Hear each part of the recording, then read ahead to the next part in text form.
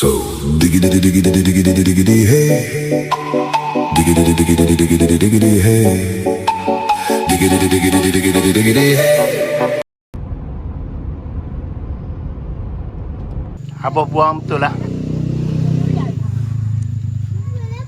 Dari dulu ni. Oh, tu kan abang tu dapat. Nakkan suasana.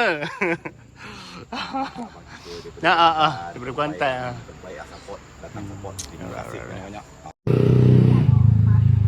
Thank you customer kita daripada Kuantan. Kembar.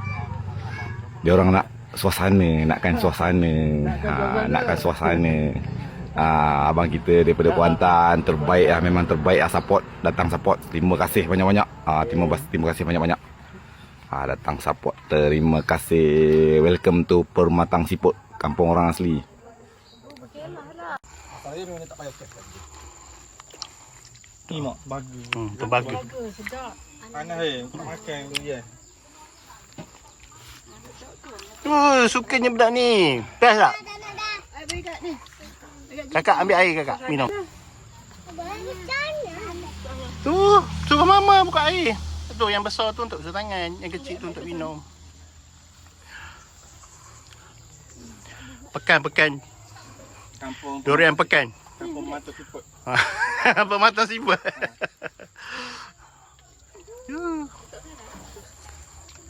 Temai. Makan macam mana kat itu aja. Ni dah bang ya makan. Ya. Aku lagi menayan macam. Lalat ni. Yang ni dia ada macam lemak-lemak pahit. Jangan Dia- letak kat durian. Dia memang dia tak boleh sikit. Adik masuk lagi kereta. Alah budak ini. Kampung Sungai Siput Permatang Siput. Permatang Siput. Kalau Sungai Siput Perak. Perak. Kuala Kangsar. Ada bang ya? Yang ni belum try ke tadi? Kat mana?